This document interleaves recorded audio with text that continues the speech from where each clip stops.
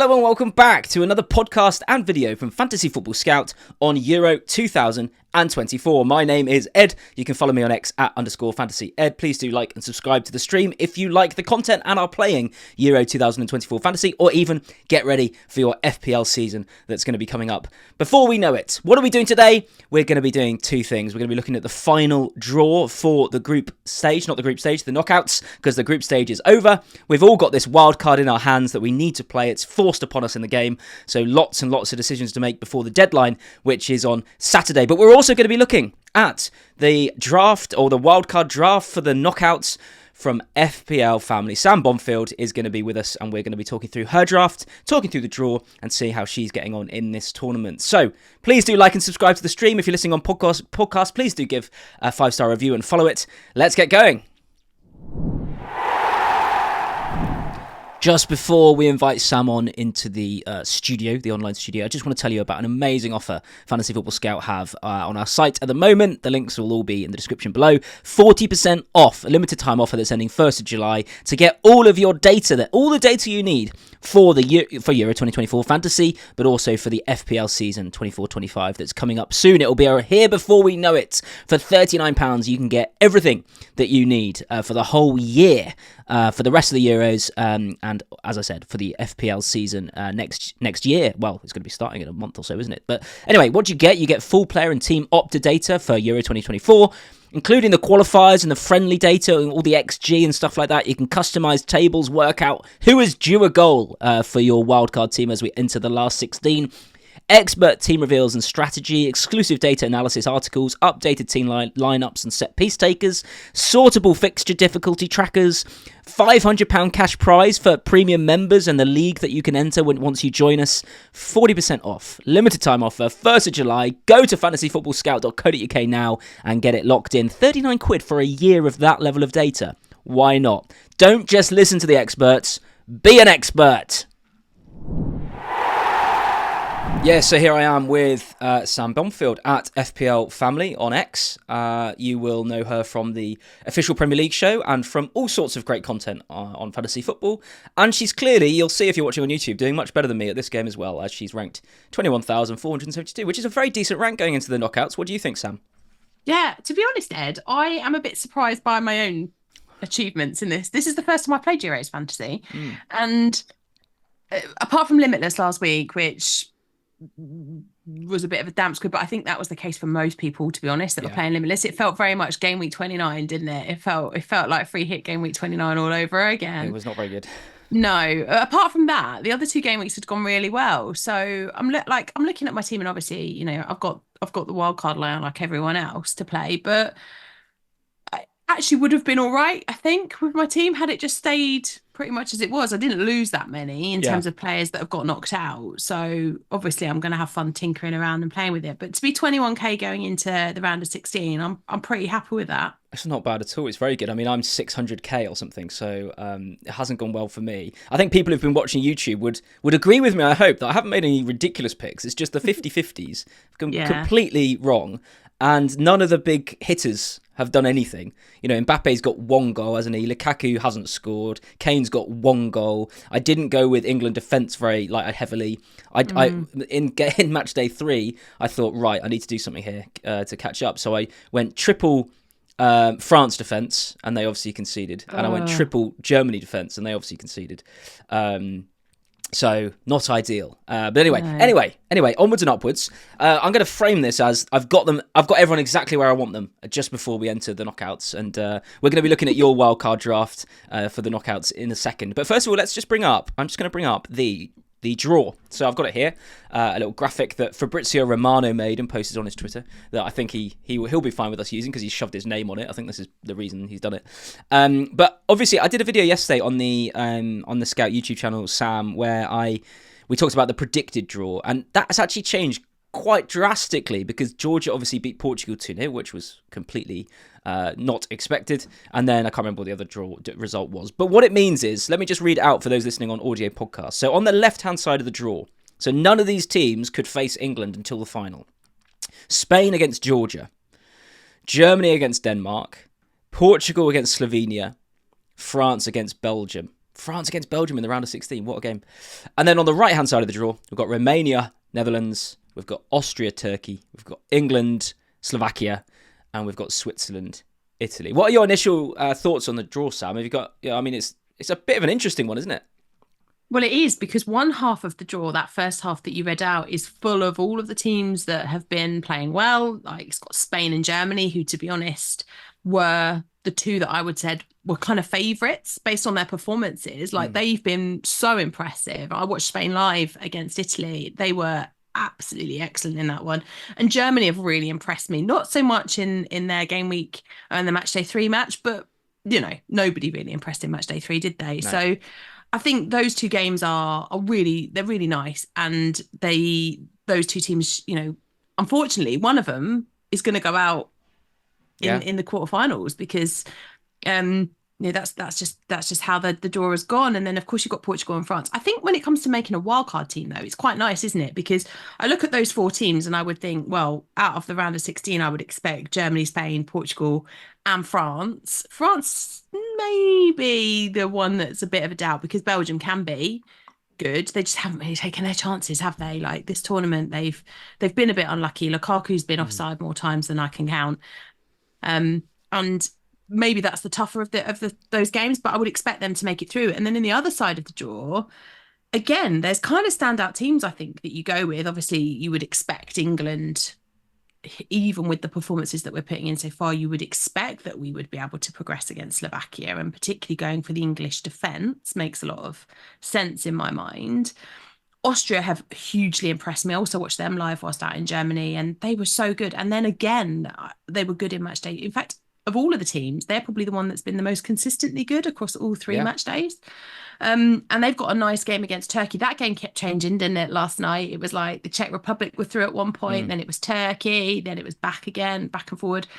I think Austria are a team that you would invest in. And then the Netherlands and Romania is interesting. I actually think I fancy Romania over the Netherlands in that one. That'd be good. That would be good, yeah. I mean, yeah, on our side of the draw, the kind of heritage big teams would be Netherlands, Italy, and England.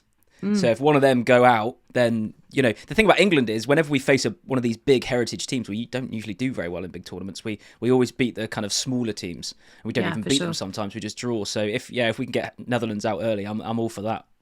Yeah, and I actually wouldn't be surprised to see Switzerland beat Italy, you know, with the way that Italy have been playing in this tournament. Like, Switzerland, I think, have been the better team.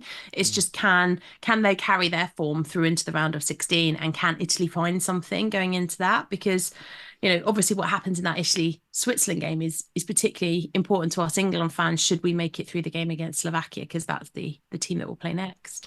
Yeah, and it's interesting you mentioned Belgium not kind of hitting top gear. I think, as far as I can see or kind of tell, they're the only other team other than England who've qualified, but their fans are booing them.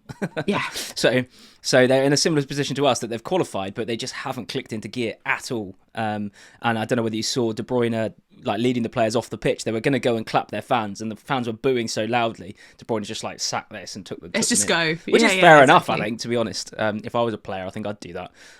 Not just clap in front of 20,000 people booing me. I don't think I'm gonna. I think it's a bit of an odd situation.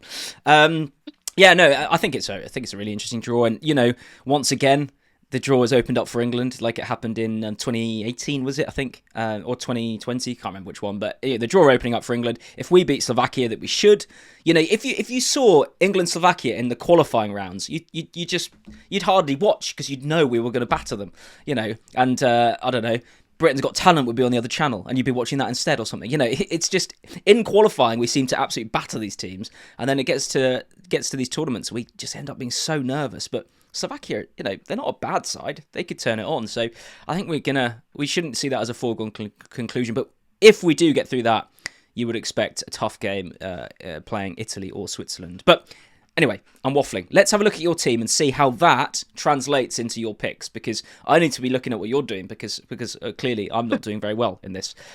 Let's bring up your team, if I can click the right buttons. There you go. So the first thing I noticed, if you're watching on YouTube, you'll see that Sam has a budget of £5 million left in the bank. Are you saving for a rainy day, Sam? Or? Yeah, I like to save up just in case. No, I mean, honestly, this was a draft team that I was putting together whilst I was watching the games last night, and I kept changing things around because obviously Czechoslovakia and Turkey kept changing. It kept changing the Austria game, and that was kind of having an impact on my thinking. And obviously, who Spain was playing and who England were playing were changing regularly during the course of the evening last night. But I was kind of looking at this, and my strategy was let's pick the teams that I think are going to progress, and then let's really heavily invest in those. Now, that's a slightly risky strategy, of course, because you have another 8 teams who feasibly I could invest in. But if I'm saying I think they're going to go out, then maybe I'm not so confident in their points return. So that's been my strategy, is kind of to go all eggs in the baskets of the teams I think will win those matches. I've still got 3 England players, and 2 of them are England attackers, and I'm not 100% sure that that's going to stick. Yeah, if I'm honest. Okay. I mean, I did that. I said on the space that I did with Chris and Tom last night, I felt like Kane is on a knife edge for me. And that for me is something I never really say about Kane, because he hasn't really been involved as much as I want. He's been a lot deeper than I would like. It's because, let's be honest, Sam, it's because he left Spurs, isn't it? You're still holding a grudge. 100%. That's exactly what it is. Since he's been playing in Munich, he's lost all of his attacking style and flair. No, clearly not. But I think it's because of the way that England have been setting up. It's caused him to be a lot deeper. But also, I do feel like England have had their brakes on a little bit. Like, I don't think they've been going all out in the group stages, conserving some energy, using it for the round of 16 and the quarters and the semis. That's what I'm hoping is happening with England anyway.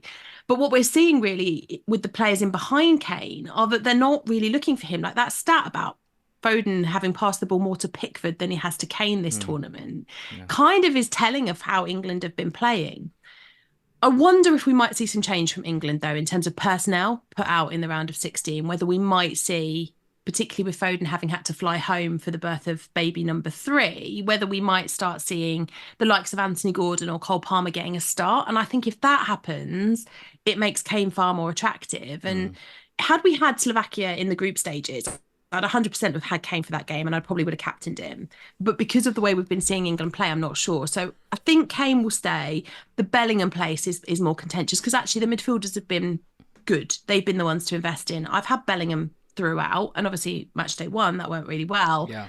Match days 2 and 3, not great. Not really. Yeah. So his position, I think, is more tenable. And then I've got Jordan Pickford, and I think I'm more inclined to double up defensively and go for Gahey instead of Bellingham, and then have a different midfielder instead. Yeah, I mean, we'll read out the team for the audio podcast listeners in a second, but just to say on Anthony Gordon, I'm a Newcastle fan, as you know. So I'm trying not to be biased, but when he came on, even though he was only on for about 4 minutes, straight away the energy and like the directness, and he played a pass that completely bypassed their whole midfield into Mainu, who then flicked it to Kane, and that was a really good chance that kind of we wasted. But I just think, how can you not seeing that and seeing what the alternatives were? Like Foden is obviously an amazing player, but playing on the left, he's not really doing anything. So yeah, I just want to see a bit more of Gordon and maybe some of the other subs. But look, let me read out the team. So for you listening at home, and also for you watching on YouTube, just so that we can go through each one. So Pickford and Nita in goal. Who does F Nita play for? He's the Romanian goalkeeper. Very good. And he's £4 million, and obviously kept a clean sheet in the first game when they won 3-0. So for £4 million, I mean, you got £5 million in the bank, and you're still going with him. So that's very impressive loyalty. But you did say you're back in Romania, so interesting. We'll talk about that in a minute. Defence: Cucurella, Upamecano, Mittelstadt, Mendes and Fez. So budget defence, but solid, yeah. Midfield is where some of the money's been spent. So Bruno Fernandes, obviously 9. Bellingham mentioned 9.5. Gundogan, 7. Bumgardner, pretty sure that's not how you pronounce it, as I've said in the last video, but I'm going to call him Bumgardner. 6.5. Nico Williams, he's looked like a bright spark, hasn't he? 7 million. Linked to a move to the Premier League as well this summer, so that'll be interesting. And then a front 3 of Havertz, Mbappe and Kane. So, like, no, who are the obvious misses? No Lukaku, no Ronaldo, no other German like Musiala or Wirtz, and a budget defence. So, do you think that budget defence might change when you spend your extra 5 million, or what do you think? Yeah, possibly. I mean, the Mendes position, he could easily be Cancelo instead. Yeah. Obviously Mendes is a doubt. I've just left him because I had him anyway, and so I left him there and thought, well, I'll see how he is in terms of his injury, because up until not playing, obviously this week in match day 3, he'd been really good for me. Like returned in both of the previous 2 game match days, and I was really quite impressed with him. And so he might yet be Cancelo. The German investment I think is really interesting, because I've got Havertz and Gundogan at the moment. Musiala is the name that I think is missing, but I don't want to lose Mittelstadt for him because he's been really solid as well. So I then have to probably look at moving out Havertz and having Musiala in midfield and then replacing Havertz with somebody different up top. Now, I could go, I mean, there's options, right? I could go with like the Georgian attacker. I could go with, because actually, however you say his name, Mitswetsway or something. Yeah, he's done well. He's an option. I could go Austria. I could look at Romania. Like there are options from the other teams that I've not fully invested in. I could go for the Ronaldo option and triple up my investment in Portugal. That is an option. Lukaku I've had for a couple of weeks. I had him. I bought him in for Mbappe for match day 2, and then had him obviously on Limitless in match day 3. I just don't know. I mean, the French defence have been solid, and I don't think I really trust Lukaku at the moment. Like, I just don't. I don't think that he's that valuable. He's missing chance after chance after chance, isn't he? Yeah. And so I'm more inclined to get KDB in the midfield than I am to get Lukaku up top. Depends on how I decide to play that France and Belgium game. That Bellingham position is definitely up for grabs. I definitely want to keep Gundogan. It's just, would I like to add another German midfielder to the mix there? Yeah. And it's question: have you used both your chips? I think you have, haven't you?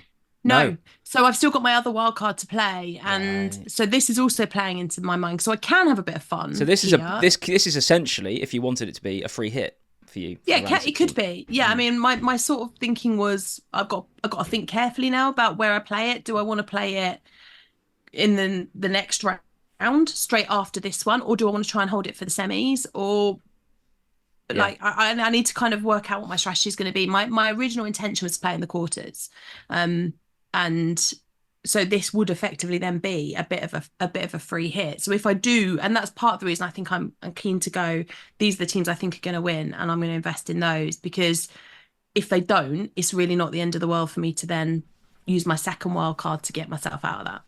Yeah, no, that's it's great you've got that. So yeah, this could be a free hit if you wanted it to be. But no, look, I think it's good. I mean, also, have you checked this team via date to see if you've got a player each day? Because that's something I haven't done on my draft yet, and it's important, isn't it, to make sure we've got a captaincy option each day. Yeah, I mean, obviously I'll have Kane on Sunday, Mbappe on Monday. Saturday it's Germany, so I'll have the German assets. And then. I think Baumgartner as well, or Austria rather. They play on the last day. I think they play on the Tuesday or the Monday, whatever it is. So I think you're probably covered with this team as well. Yeah, it's good. I mean, obviously, as you said, Mendes can become Cancelo. I mean, with your budget, Fez could become Castagna if you wanted. Mittelstadt could become Rudiger. Or, you probably wouldn't want that, but Upamecano could become Teo Hernandez. You've got Teo Hernandez is my preferred. Weirdly, I think he's fantastic. Like, I love watching him. He's a player that I had right up until game week 1 deadline, and then changed it last minute because there was a slight doubt about him, wasn't there, and whether he was gonna play. And I've regretted that the whole time. And then I had him in on Limitless. And I had him. Did I bring him in on Walk? I can't remember, but I had him. No, I didn't use my transfer on him. I bought him in on Limitless, and he's been really impressed me this tournament. But Upamecano, his underlying numbers are better, which is why I've gone for him at the moment. I think there are potential changes, like you said, I could upgrade Faz. I can change my second goalkeeper and have somebody that's a bit more valuable there. There's definitely space, but part of the reason for saving the 5 was in case I wanted KDB, because or if I wanted to take Havertz to Ronaldo, that was why I was like, let's leave a chunk, because then I don't have to worry about moving other people around. Yeah, no, it's a good one. I mean, the interesting thing about defenders in this game anyway is, yes, you could spend more and get wing backs, but they haven't done much this tournament. Like, We haven't had a wing back score, have we? Like, No, DeMarco hasn't done anything, Dumfries hasn't done anything, Teo Hernandez hasn't done anything. The centre no. backs are the ones getting these ball recovery All points, recoveries. and they're the Yeah. ones who are sort of thriving this tournament, which is very different to Euro 2020 when we had Joachim Meiler, Dumfries, Spinazzola. You had all those players that we all jumped on because they were flying forward and scoring goals and getting assists and everything. That doesn't seem to be happening in this tournament. It seems to be the tournament of the centre back rather than the tournament of the wing back. Very good. Nico Williams. I do like that pick. I doubt many people have got him in there. Not that he's a bad player. He's a great player and he's a great option. But I think most people are thinking maybe, I don't know, Yamal, I know he's a forward, or maybe one of the Ruiz, who's done really well. So why Nico Williams? Is it just because he's just a bright spark?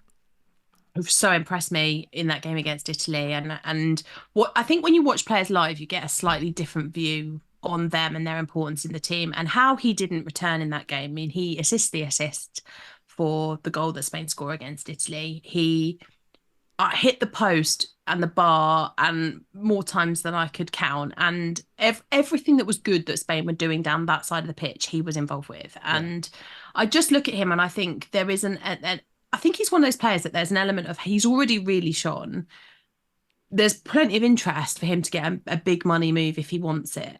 And so putting in some more good performances for Spain, it's a nice fixture against Georgia. Georgia are going to go for it because why on earth would you not? Like they're living their best It's lives great, at the isn't it? minute. Yeah. Yeah, and I'm here for that. So that's going to surely leave space for the Spanish attack. And so I just think Williams is a really nice, slightly differential option for the Spanish team. And it's interesting, isn't it? Because Portugal obviously lost to Georgia. They were playing a bit of a reserve side apart from Ronaldo. But it's a bit worrying for them, right? I mean, going into the knockouts, I can see you've got currently two, Bruno Fernandes and Mendes. You haven't gone triple up. But what do you think? I mean, also, what's the draw for them again? Let's just bring it up. I can't remember. They've got Slovenia.